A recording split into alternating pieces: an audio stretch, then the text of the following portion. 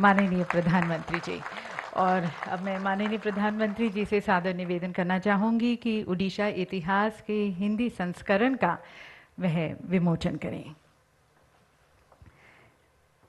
और देवी सज्जनों, इस पुस्तक के अनुवाद से ज़्यादा लोगों को ओडिशा के संपन्न इतिहास के बारे में जानकारी मिलेगी। और हमारे साथ श्री शंकर लाल पुरोहित जी हैं, जिन्होंने जो स्वयं हिंदी साहित्य जगत के एक विशेष लेखक हैं, जिन्होंने इस पुस्तक का हिंदी अनुवाद किया है। और अब आपकी एक बार फिर तालियों के बीच में मैं माननीय प्रधानमंत्री जी को आमंत्रित करती हूँ अपने ओजस्वी संदेश से हम सभी का मार्ग प्रशस्त करने के लिए।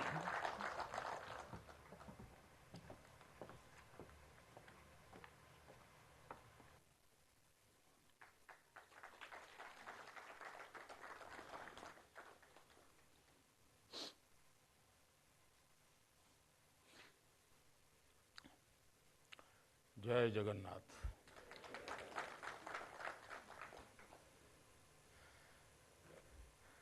कार्यक्रम में मेरे साथ उपस्थित लोकसभा में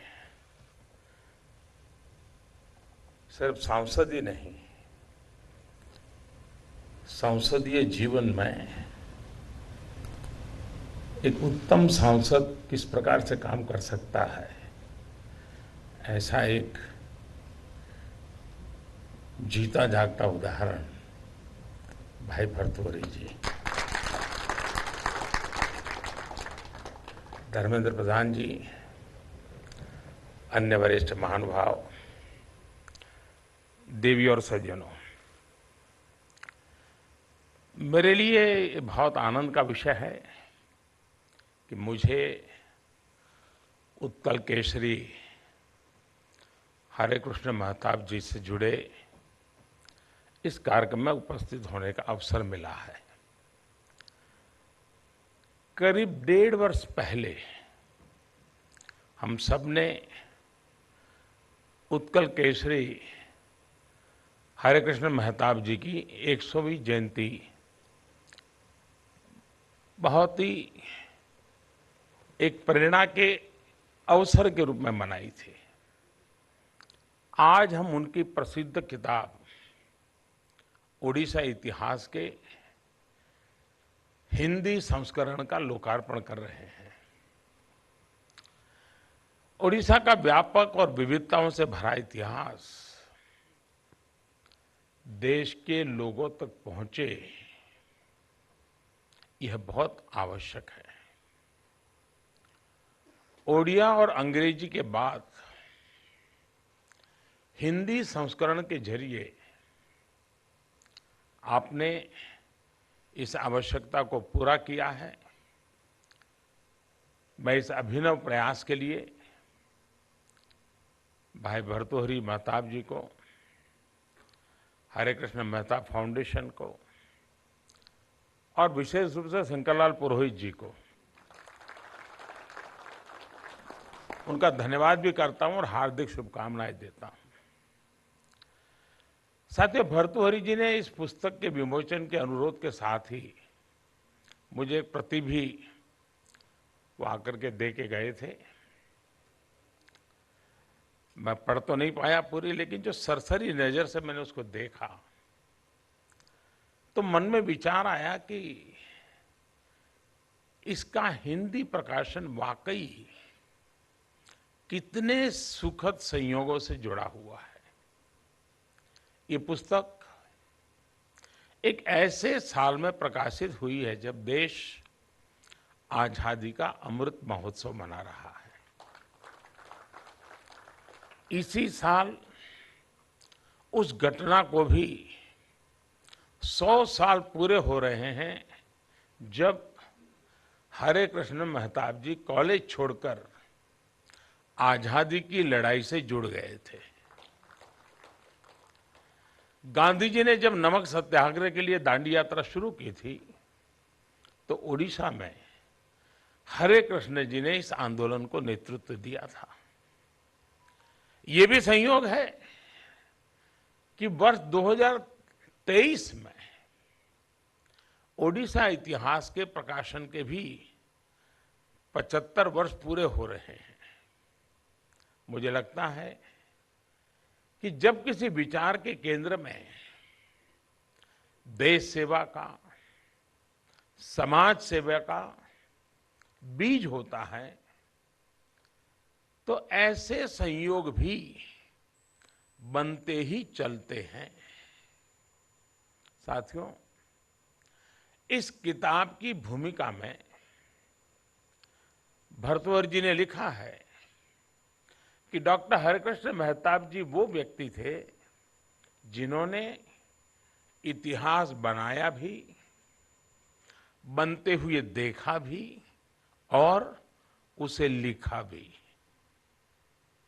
वास्तव में ऐसे ऐतिहासिक व्यक्तित्व बहुत विरले होते हैं।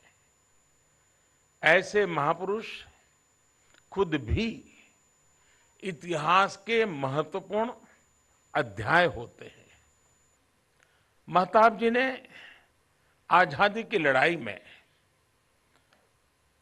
अपना जीवन समर्पित किया, अपनी जवानी खपा दी। उन्होंने जेल की जिंदगी काटी, लेकिन महत्वपूर्ण यह रहा कि आजादी की लड़ाई के साथ साथ वो समाज के लिए भी लड़े। जात पात, छुआछूत के खिलाफ आंदोलन में उन्होंने अपने पैतृक मंदिर को भी सभी जातियों के लिए खोला। और उस जमाने में आज भी एक स्वयं के व्यवहार से इस प्रकार का उदाहरण प्रस्तुत करना, इसको आज शायद इसको हमें इसकी ताकत क्या है अंदाज नहीं आएगा। उस युग में देखेंगे तो अंदाज आएगा कि कितना बड़ा साहस होगा। परिवार में भी किस प्रकार के माहौल से इस निर्णय की ओर जाना पड़ा होगा। आजादी के बाद उन्होंने ओडिशा के मुख्यमंत्री के रूप में बड़े बड़े फैसले लिए। ओडिशा के भविष्य को गढ़ने के लिए अनेक प्रयास किए। शहरों का आधुनिकीकरण, पोर्ट का आधुनिकीकरण, स्टील प्लांट, ऐसे कितने ही कार्यों में उनकी बहुत बड़ी भूमिका रही। साथियों, सत्ता में पहुंचकर भी वो हमेशा पहले अपने आप को एक स्वाधीनता सेनानी ही मानते थे और वो जीवन पर्यंत स्वाधीनता सेनानी बने रहे। ये बात आज के जनप्रतिनिधियों को हैरत में डाल सकती है कि जिस पार्टी से वो मुख्यमंत्री बने थे, आपातकाल में उसी पार्टी का विरोध करते हुए वो जेल गए थे। यानी वो ऐसे विरले नेता थे जो देश की आजादी के लिए भी जेल गए और देश के लोकतंत्र को बचाने के लिए भी जेल गए। और मेरा ये सौभाग्य रहा कि मैं आपातकाल समाप्त होने के बाद उन्हें मिलने के लिए उड़ीसा गया था। मेरी तो कोई पहचान नहीं थी, लेकिन उन्होंने मुझे समय दिया और मुझे बराबर याद है प्री लंच टाइम दिया था। तो स्वाभाविक है कि लंच का समय होते ही बात पूरी हो जाएगी। और लेकिन मैं आज याद करता हूँ, मुझे लगता है 2-2.5 घंटे तक वो खाने के लिए नहीं गए और लंबे अरसे तक मुझे बहुत सी चीज़ें बताते रहे। क्योंकि मैं किसी व्यक्ति के लिए एक सारा रिसर्च कर रहा था, कुछ मटेरियल कलेक्ट कर रहा था, इस विषय से मैं उनके पास गया था। और मेरा ये अनुभव, और मैं कभी कभी देखता हूँ कि जो बड़े परिवार में बेटे संतान पैदा होते हैं, और उसमें भी खास करके राजनीतिक परिवारों में, और बाद में उनके संतानों को देखते हैं तो कभी कभी प्रश्न उठता है कि भाई ये क्या कर रहे हैं। लेकिन भर्तृहरि जी को देखने के बाद कभी नहीं लगता है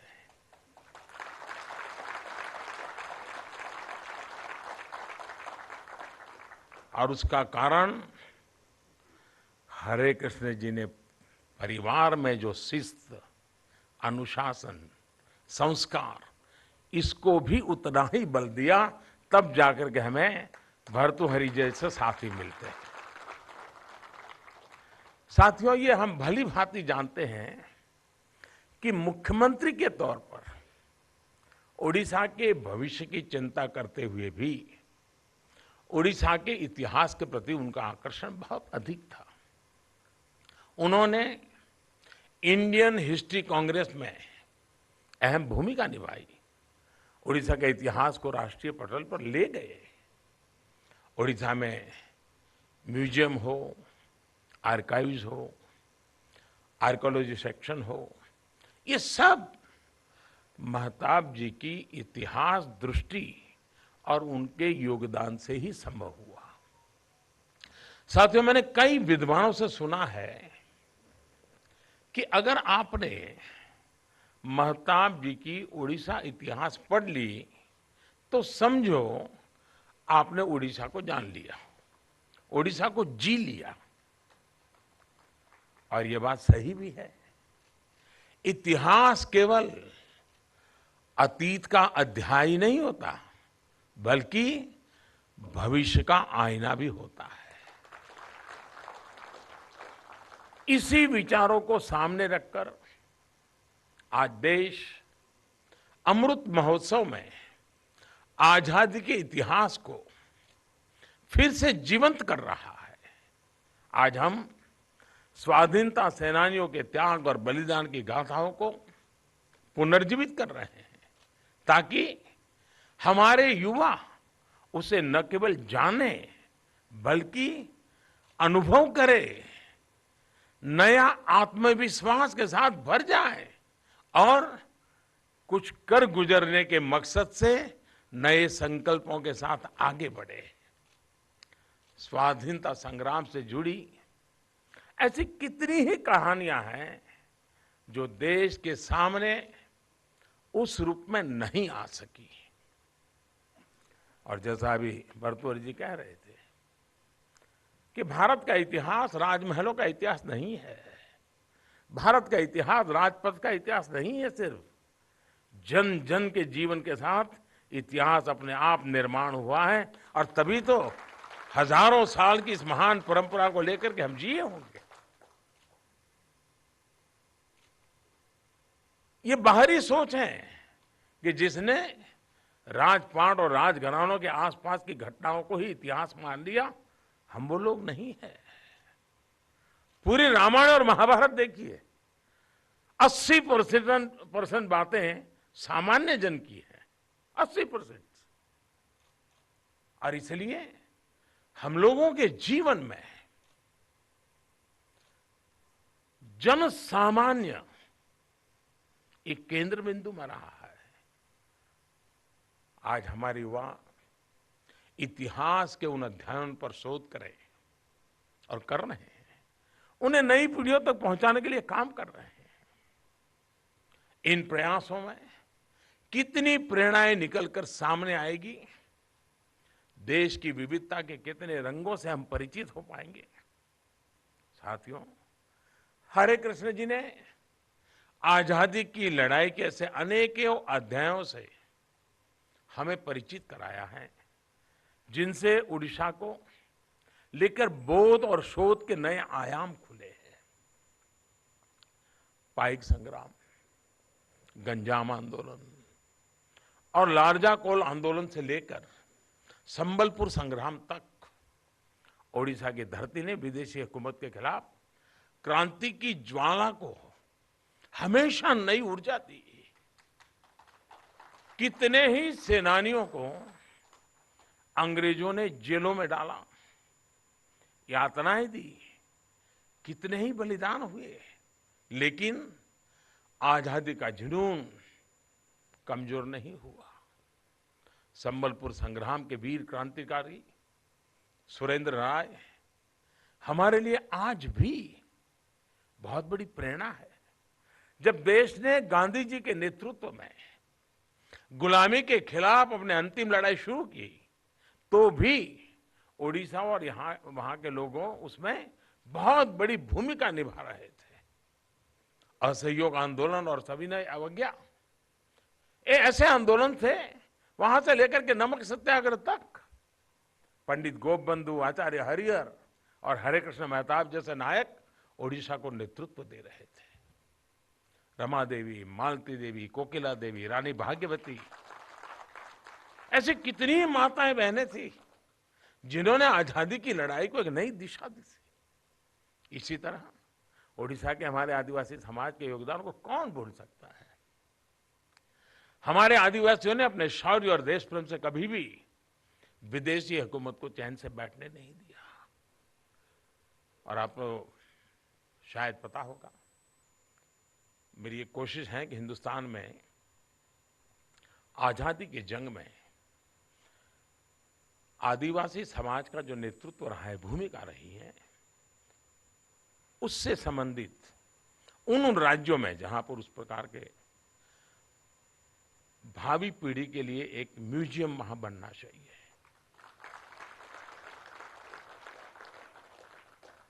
अनगिनत कहानियां हैं, अनगिनत त्याग और तपस्या की, बलिदान की वीर गाथाएं पड़ी पड़ी है। कैसे वो जंग लड़ते थे, कैसे जंग जीतते थे, लंबे अरसे तक अंग्रेजों को पैर नहीं रखने देते थे अपने बलबूते पर। ये बातें हमारे आदिवासी समाज की ताक, तपस्या के गौरव को आने वाली पीढ़ी को बताना बहुत जरूरी है। ये कोशिश है कि पूरे देश में आदिवासी समाज का आजादी के जंग में नेतृत्व, उसको अलग से उजागर करके लोगों के सामने लाने की जरूरत है। और कई अनगिनत कहानियां हैं जिसकी ओर शायद इतिहास ने भी अन्याय किया है। हमारे जैसा हम लोगों का स्वभाव है, जरा तामझाम वाली चीजें आ जाए तो हम उस तरफ लुढ़क जाते हैं, और इसके कारण ऐसी तपस्या की बहुत बातें होती हैं, त्याग की बहुत बातें होती हैं जो एकदम से उभर करके सामने नहीं आती है, तो प्रयास करके लाना होता है। अंग्रेजों भारत छोड़ो आंदोलन के महान आदिवासी नायक लक्ष्मण नायक जी को हमें जरूर याद करना चाहिए। अंग्रेजों ने उन्हें फांसी दे दी थी, आजादी का सपना लेकर वो भारत माता की गोद में सो गए थे। साथियों, आजादी के इतिहास के साथ साथ अमृत महोत्सव का एक महत्वपूर्ण आयाम भारत की सांस्कृतिक विविधता और सांस्कृतिक पूंजी भी है। ओडिशा तो हमारी इस सांस्कृतिक विविधता का एक संपूर्ण चित्र, कंप्लीट पिक्चर है। यहाँ की कला, यहाँ का अध्यात्म, यहाँ की आदिवासी संस्कृति पूरे देश की धरोहर है। पूरे देश को इससे परिचित होना चाहिए, जुड़ना चाहिए और नई पीढ़ी को पता होना चाहिए। हम उड़ीसा इतिहास को जितना गहराई से समझेंगे, दुनिया के सामने लाएंगे, मानवता को समझने का उतना ही व्यापक दृष्टिकोण हमें मिलेगा। हरे कृष्ण जी ने अपनी पुस्तक में उड़ीसा की आस्था, कला और वास्तु पर जो प्रकाश डाला है, हमारे युवाओं को इस दिशा में एक मजबूती और एक मजबूत आधार देती है। साथियों, उड़ीसा के अतीत को आप खंगालें, आप देखेंगे कि उसमें हमें उड़ीसा के साथ साथ पूरे भारत के ऐतिहासिक सामर्थ्य के भी दर्शन होते हैं। इतिहास में लिखित ये सामर्थ्य वर्तमान और भविष्य की संभावनाओं से जुड़ा हुआ है, भविष्य के लिए हमारा पथ प्रदर्शन करता है। आप देखिए, उड़ीसा की विशाल समुद्री सीमा एक समय भारत के बड़े बड़े पोर्ट्स और अंतर्राष्ट्रीय व्यापार का केंद्र हुआ करती थी। इंडोनेशिया, मलेशिया, थाईलैंड, म्यांमार और श्रीलंका जैसे देशों के साथ यहां से जो व्यापार होता था, वो उड़ीसा और भारत की समृद्धि का बहुत बड़ा कारण था। कुछ इतिहासकारों ने शोध तो यहां तक बताते हैं कि ओडिशा के कोणार्क मंदिर में जिराफ की तस्वीरें हैं। इसका मतलब यह हुआ कि इस बात का सबूत है कि उड़ीसा के व्यापारी अफ्रीका तक व्यापार करते थे, तभी तो जिराफ की बात आई होगी। उस समय तो व्हाट्सएप था नहीं। बड़ी संख्या में ओडिशा के लोग व्यापार के लिए दूसरे देशों में रहते भी थे। उन्हें दरिया पारी ओडिया कहते थे। ओडिया से मिलती जुलती स्क्रिप्ट्स कितने ही देशों में मिलती हैं। इतिहास के जानकार कहते हैं कि सम्राट अशोक ने इसी समुद्री व्यापार पर अधिकार हासिल करने के लिए कलिंग पर आक्रमण किया था। इस आक्रमण ने सम्राट अशोक को धम्म अशोक बना दिया और एक तरह से ओडिशा व्यापार के साथ साथ भारत से बौद्ध संस्कृति के प्रसार का माध्यम भी बना। साथियों, उस दौर में हमारे पास जो प्राकृतिक संसाधन थे वो प्रकृति ने हमें आज भी दिए हैं। हमारे पास आज भी इतनी व्यापक समुद्री सीमा है, मानवीय संसाधन है, व्यापार की संभावनाएं हैं। साथ ही आज हमारे पास आधुनिक विज्ञान की ताकत भी है। अगर हम अपने इस प्राचीन अनुभवों और आधुनिक संभावनाओं को एक साथ जोड़ दें तो ओडिशा विकास की नई ऊंचाई पर पहुंच सकता है। आज देश इस दिशा में गंभीर प्रयास कर रहा है और अधिक प्रयास करने की दिशा में भी हम सजग हैं। मैं जब प्रधानमंत्री नहीं बना था, चुनाव अभी तय नहीं हुआ था, 2013 में शायद मेरा एक भाषण है, मेरी पार्टी का एक कार्यक्रम था और उसमें मैंने कहा था कि मैं भारत के भविष्य को कैसे देखता हूं। उस समय मैंने कहा था कि अगर भारत का संतुलित विकास नहीं होता है तो शायद हम हमारे पोटेंशियल का पूर्ण रूप से उपयोग नहीं कर पाएंगे।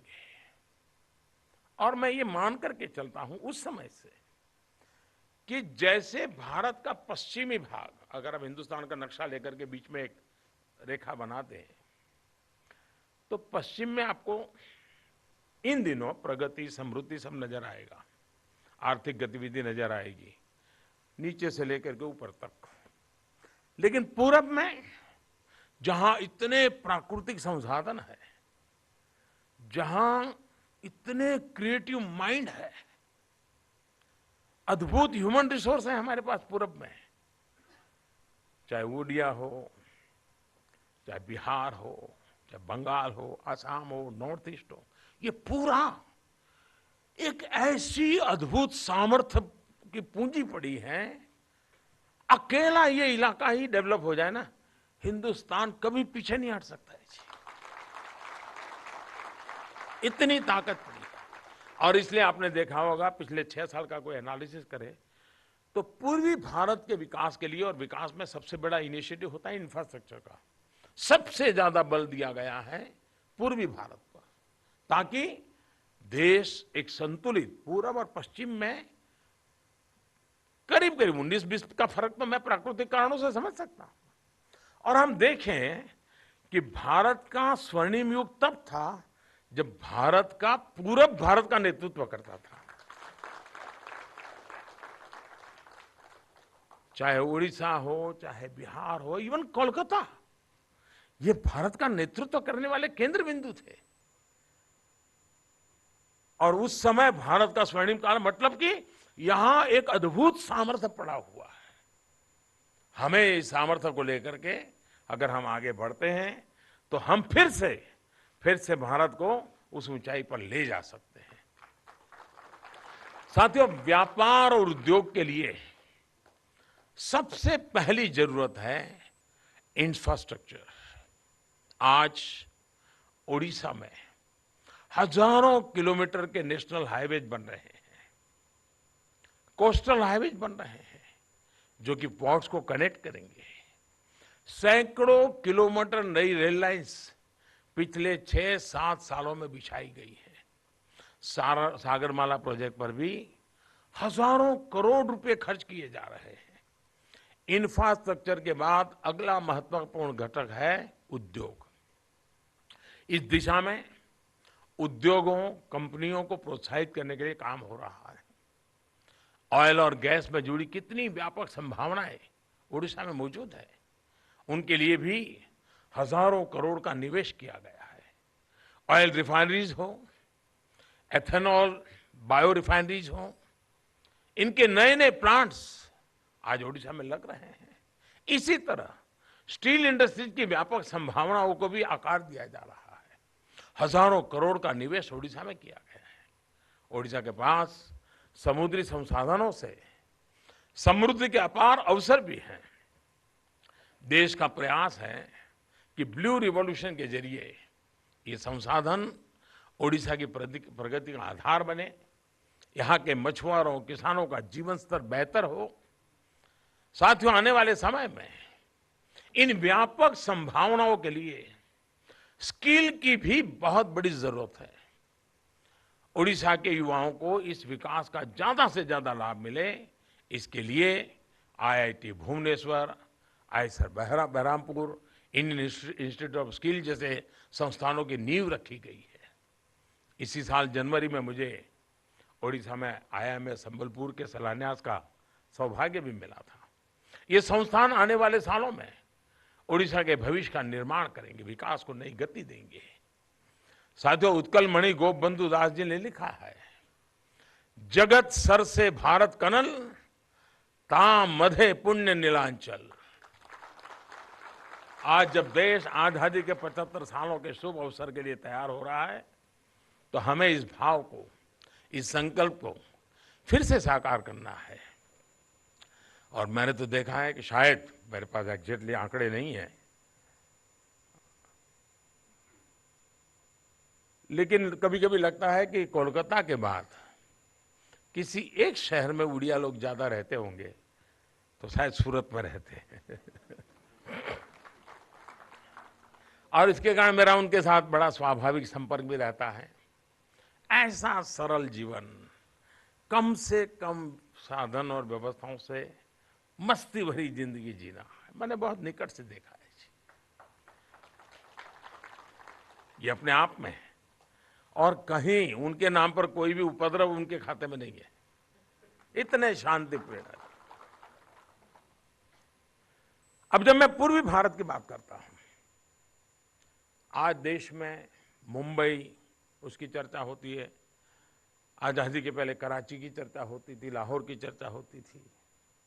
धीरे धीरे करके बेंगलोर और हैदराबाद की चर्चा होने लगी, चेन्नई की होने लगी, और कोलकाता जैसे पूरे हिंदुस्तान की प्रगति और विकास और अर्थव्यवस्था में बहुत याद करके कोई लिखता है। जबकि वाइब्रेंट कोलकाता, एक फ्यूचर को लेकर के सोचने वाला कोलकाता, पूरे पूर्वी भारत को, सिर्फ बंगाल नहीं, पूरे पूर्वी भारत को प्रगति के लिए बहुत बड़ा नेतृत्व दे सकता है। और हमारी कोशिश है कि कोलकाता फिर से एक बार वाइब्रेंट बने, एक प्रकार से पूर्वी भारत के विकास के लिए कोलकाता एक शक्ति बनकर के उभरे। और इस पूरे मैप को लेकर के हम काम कर रहे हैं, और मुझे विश्वास है कि सिर्फ और सिर्फ देश का ही भला ये सारे निर्णयों को ताकत देता है। मैं आज श्रीमान हरे कृष्ण मेहता फाउंडेशन के विद्वानों से अनुरोध करूंगा कि मेहताब जी के काम को आगे बढ़ाने का ये महान अवसर है। हमें ओडिशा के इतिहास को, यहाँ की संस्कृति को यहाँ के वास्तु वैभव को देश विदेश तक ले जाकर जाना है। आइए अमृत महोत्सव में हम देश के आह्वान से जुड़े, इस अभियान को जन जन का अभियान बनाए। मुझे विश्वास है ये अभियान वैसे ही वैचारिक ऊर्जा का प्रवाह बनेगा जैसा संकल्प श्री हरे कृष्ण मेहताब जी ने स्वाधीनता संग्राम के दौरान लिया था। इसी शुभ संकल्प के साथ मैं फिर एक बार इस महत्वपूर्ण अवसर में मुझे भी इस प्रवाह के साथ जुड़ने का मौका मिला।